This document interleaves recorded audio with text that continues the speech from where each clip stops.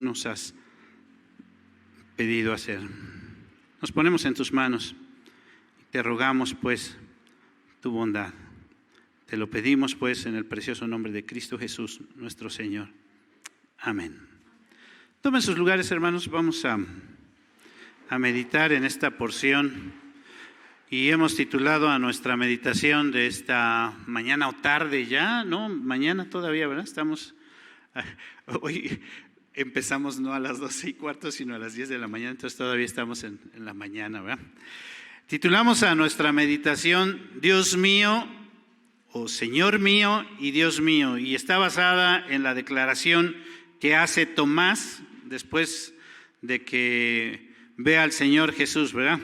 Cuando el Señor Jesús, acabamos de dar lectura al pasaje, Tomás no creyó lo que los otros apóstoles le decían sobre la resurrección, y el Señor Jesús viene y lo confronta y le muestra las evidencias, ¿no?, de la resurrección.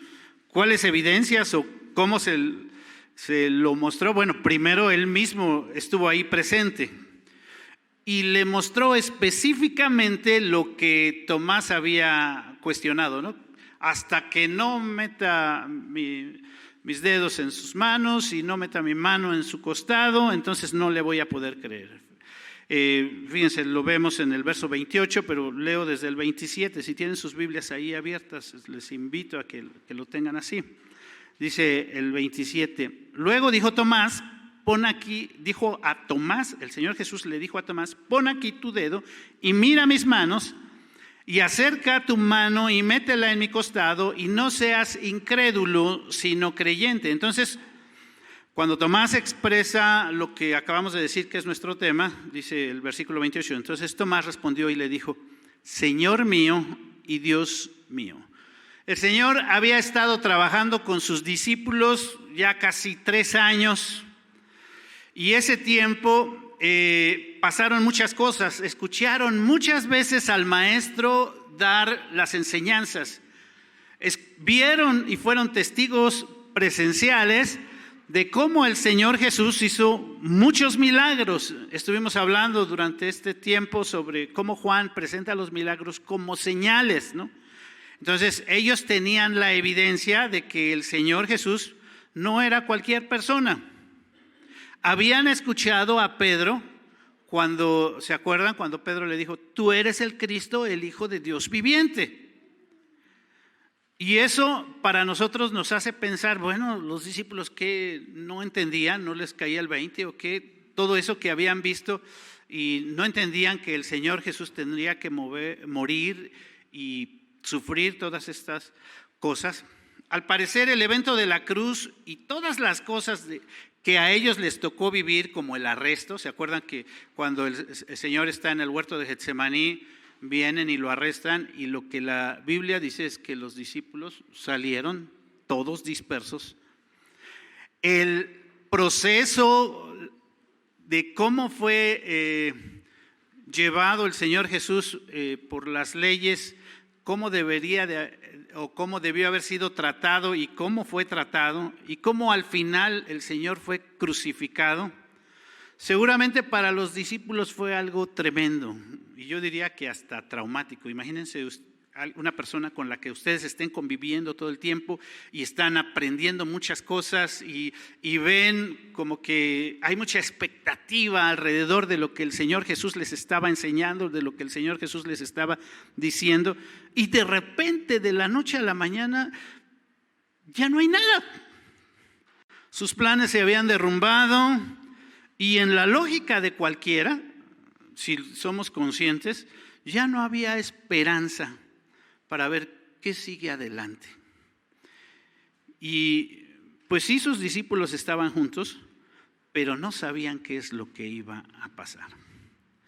Sin duda, el evento de la resurrección, de que el Señor Jesús se levantara y que estuviera esos 40 días, digo 40 días porque el libro de los Hechos así nos lo narra, nos describe que después de que el Señor Jesús resucitó, estuvo 40 días con sus discípulos. Esos 40 días fueron determinantes lo que vieron y lo que aprendieron durante ese tiempo, después de la resurrección, cambió por completo su perspectiva, su forma de ver las cosas.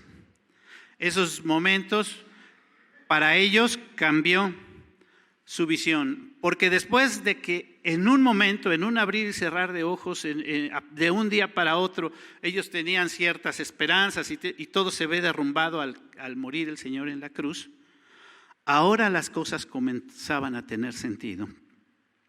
Ahora los discípulos estaban entendiendo que las cosas no eran nada más de aquí, que tal vez ellos tenían las expectativas para cosas terrenales, pero lo que el Señor Jesús estaba mostrándole a sus discípulos a través de haber resucitado es que las cosas que esperamos en Cristo Jesús ni siquiera son de este mundo, sino van mucho más allá de todo eso. Nuestro pasaje es uno de los pasajes donde el Señor Jesús se presenta con sus discípulos y los podemos ver a ellos todos confundidos. En la mañana, la primera parte que se leía, veíamos cómo Juan todavía no creía, dice no creía, así lo vemos en la primera parte del capítulo. Y vemos los diferentes, si estudiamos los diferentes pasajes donde el Señor Jesús se presenta con sus discípulos, vemos este cambio tan fuerte, ¿no? Como de estar confundidos, de estar desesperanzados, de estar ya desmotivados, al ver al Señor Jesús y el Señor Jesús mostrarles el propósito de todo lo que Él había venido a hacer, las cosas cambian. Por ejemplo, los caminantes a Emaús, si ustedes recuerdan ese pasaje, aquellos discípulos que ya iban tristes después de que había muerto el Señor Jesús, y el Señor Jesús se acerca a ellos y les comienza a explicar hasta que ellos entienden, pues si es el Maestro y todo lo que Él nos estaba diciendo es lo que la Escritura habla de Él y lo que se había de mostrar.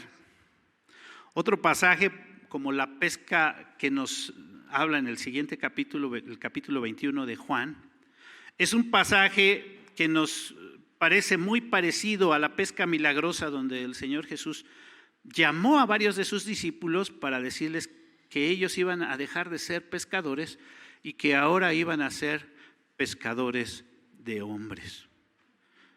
El Señor Jesús había muerto y ellos dijeron, pues vamos a volver a lo que hacíamos antes, y el Señor Jesús vuelve a presentarse ahí con ellos y ellos entienden, ay, es el Maestro.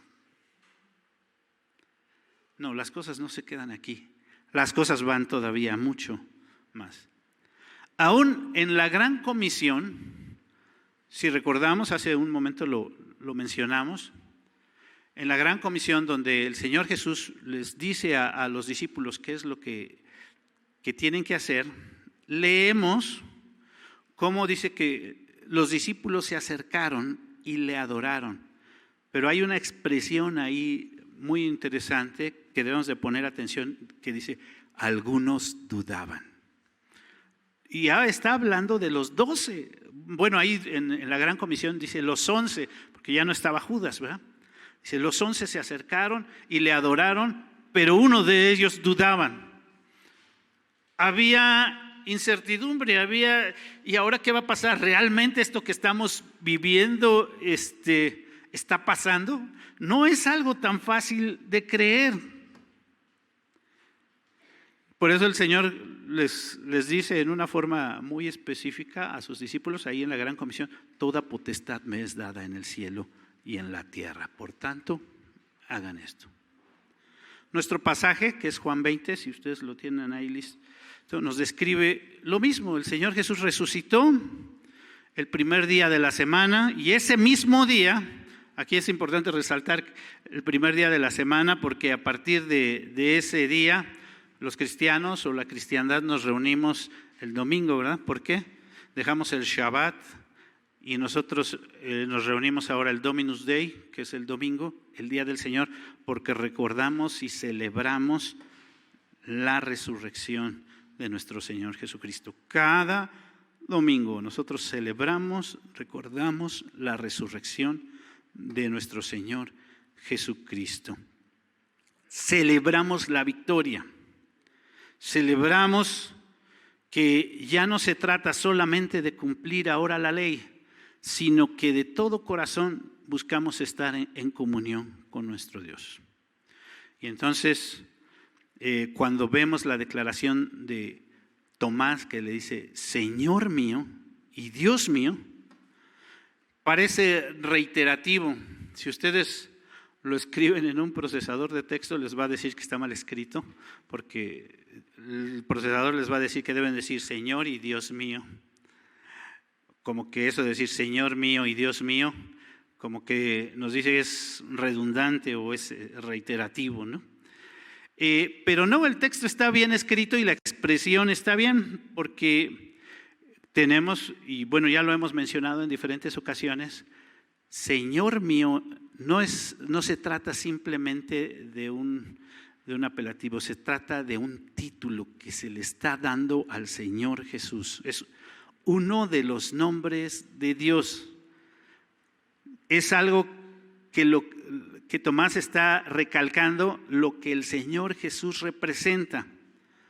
Simplemente decir Señor mío, ya le está diciendo, recordemos el Antiguo Testamento, el Adonai, que quiere decir mi Señor, ya está llamando al Señor Jesús como Dios, y es la primera parte de la expresión. ¿Qué quiere decir ese nombre para las personas? Quiere decir que el Señor Jesús es el que manda, que el Señor Jesús es el que da las órdenes, que el Señor Jesús es el dueño de las cosas, que el Señor Jesús es el que determina lo que se debe y lo que no se debe de hacer. Decirle Señor a Jesús tiene sus implicaciones. Muchas veces las personas no se dan cuenta de todo lo que representa decirle Señor Jesús, ¿verdad? Por eso lo estamos diciendo en esta hora y por eso recalcamos que la expresión de Tomás es correcta cuando dice que Señor mío, Señor mío. Tú eres el que me mandas, tú eres el que me dices qué es lo que tengo que hacer, tú eres el que tengo que sujetarme. Tú eres Dios, Dios mío. Tú eres Dios, eres mi dueño. Tú eres quien determina todas las cosas. Y se dan cuenta entonces ahora lo que implica que Tomás le haya dicho Señor mío. La segunda parte de la expresión es Dios mío. Eso tiene que ver más con los atributos de Dios. Fíjense lo que tú eres todopoderoso, tú eres omnipotente, tú eres omnisciente, tú eres omnipresente. Eso es lo que le está diciendo Tomás. Señor mío y Dios mío, tú eres el creador. Algunos dicen que la Biblia no enseña claramente que Jesús es Dios, pero este texto es uno que nos dice claramente Jesús es Dios. Y hay textos en Romanos, hay textos en Colosenses, donde así específicamente dice Jesús es ¿qué? Es Dios. Y solamente tenemos que estudiar un poquito las expresiones y ver las formas en que el Señor Jesús se está presentando aquí en Juan, que nos dice que el Señor Jesús es Dios. Entonces, la Biblia sí nos enseña claramente la divinidad del Señor Jesús. Y algunos dirán, bueno, eso es lo que está diciendo Tomás de lo que Jesús representa para él. Pero nosotros tenemos que decir que no, que eso es lo que nos está enseñando de cómo nosotros debemos de ver al Señor Jesús. Tomás pudo realmente reconocer al Señor Jesús como Dios y como Dios, si se dan cuenta, Señor y Dios. Lo cierto es que el Señor Jesús, por su amor, su bondad, a pesar de nuestra incredulidad, a pesar de nuestra desvergüenza tal vez por tantas cosas que hemos visto que Dios ha hecho, como cada uno de los apóstoles, creo que cada uno de nosotros también hemos sido testigos de cómo Dios ha actuado en nuestras vidas de una o de otra manera. tenemos que reconocer que Él es Dios. Y a pesar de eso, el Señor Jesús se presenta de una forma muy especial. Fíjense cómo se presenta en nuestro pasaje. Dice que se presenta en medio de sus discípulos. Claro, Dios puede estar presente donde Él quiere, pero lo hace de una forma especial y principalmente en medio de sus discípulos, con su iglesia.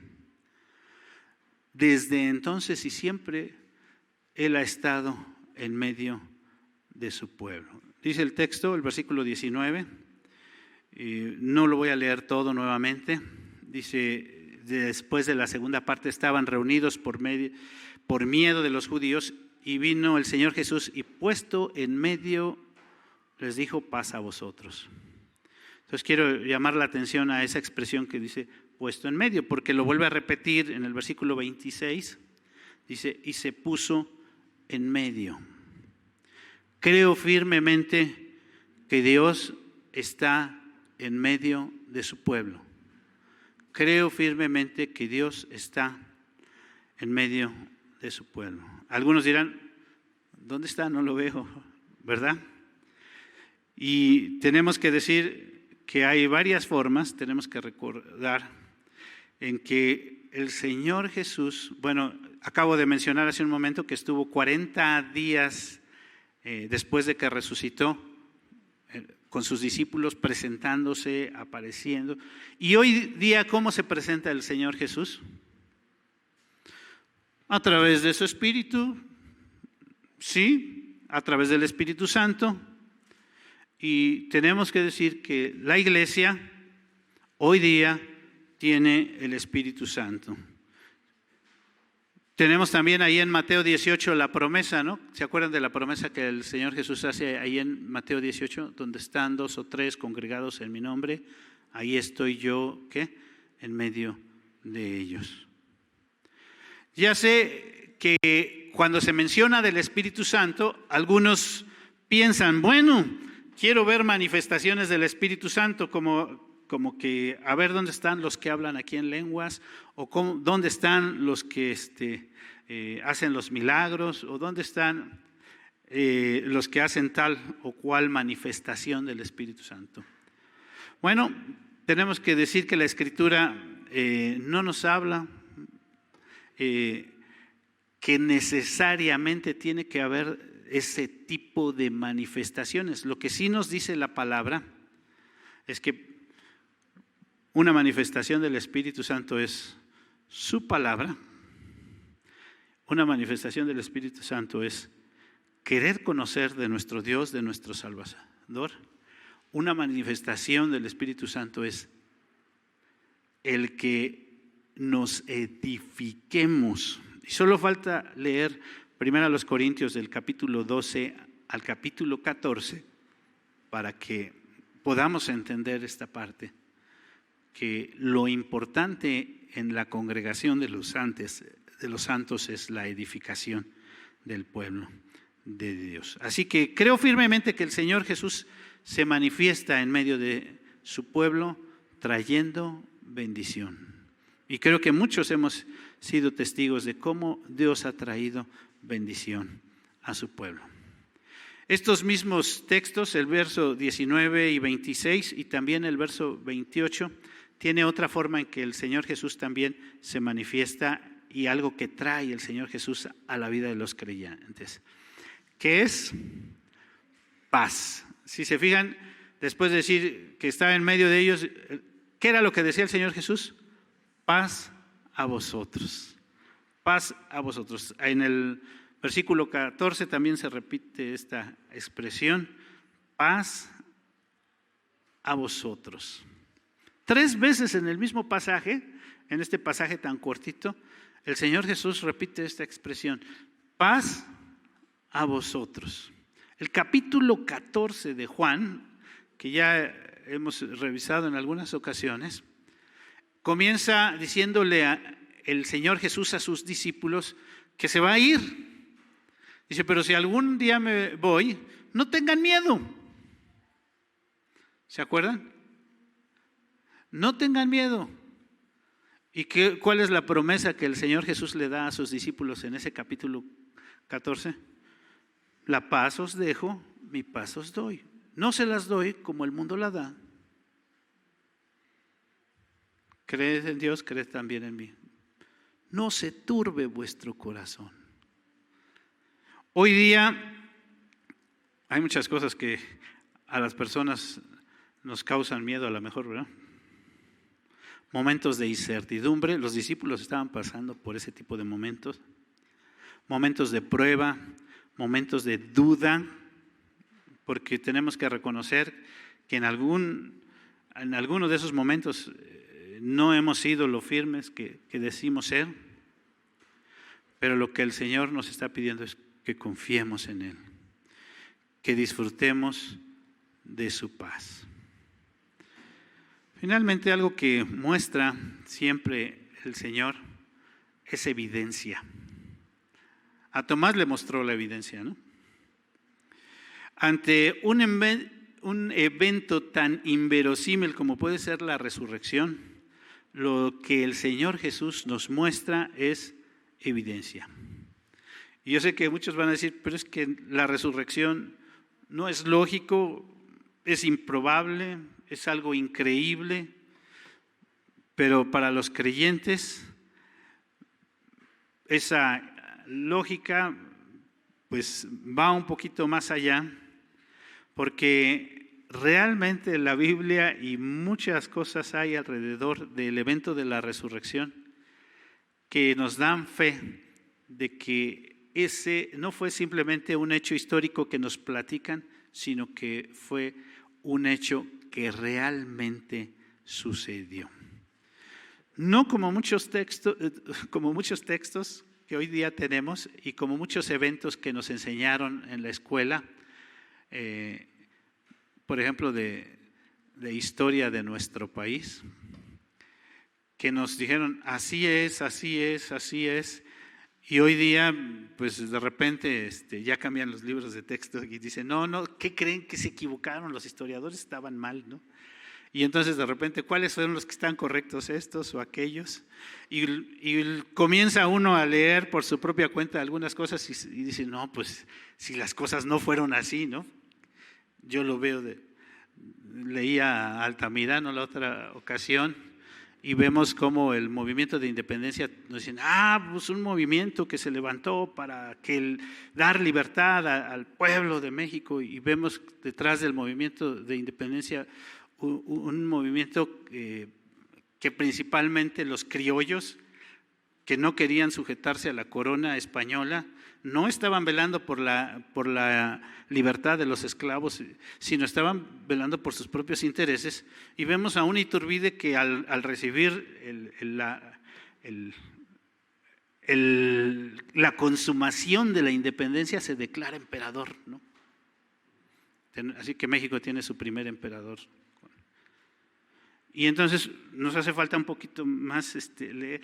Y en la escuela nos enseñan una cosa de algunos eventos, y si nosotros investigamos nos vamos a dar cuenta de otras cosas y de otras formas.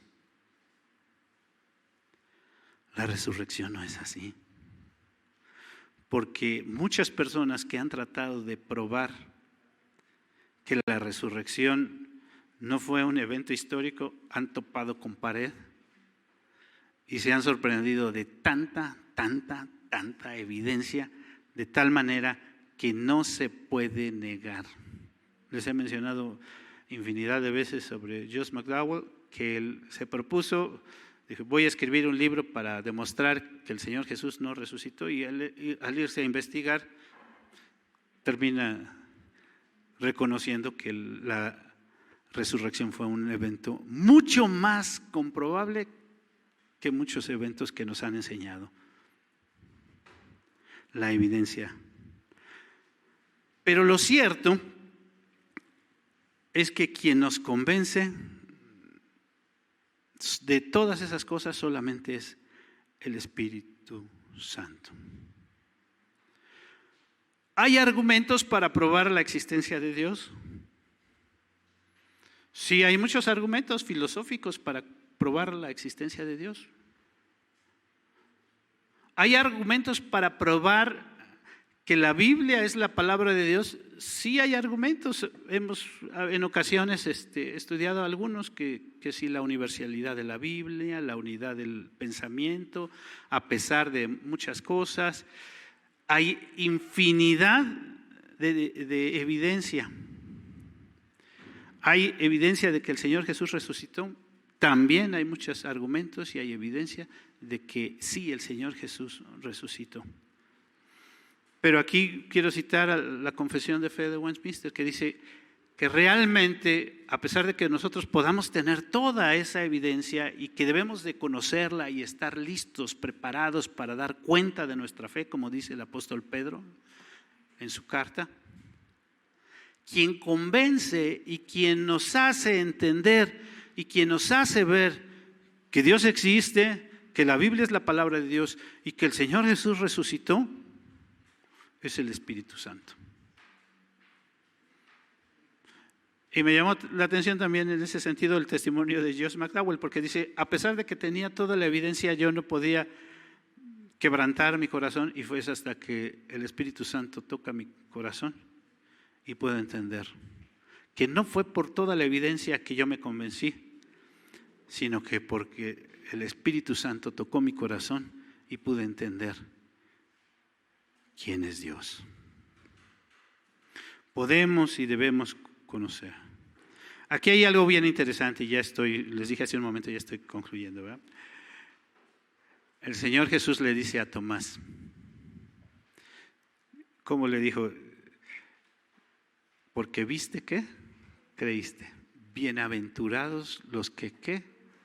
Los que no vieron y creyeron. Y los últimos 2 versículos de este texto los hemos mencionado infinidad de veces en este mes, porque son donde dice el propósito del libro. ¿Por qué Juan escribió este evangelio? Y además, podríamos decir, ¿por qué se escribió toda la Biblia? Versículo 30 dice, hizo Jesús muchas otras señales en presencia de sus discípulos, las cuales no están escritas en este libro, pero estas se han escrito para que creáis que Jesús es el Cristo. Eso de que Jesús es el Cristo, es que Jesús es el Mesías, que Jesús es el prometido, que Jesús es el que estaba anunciado que iba a venir. El Hijo de Dios, es decir, que Jesús es Dios. Y que creyendo tengáis vida en su nombre.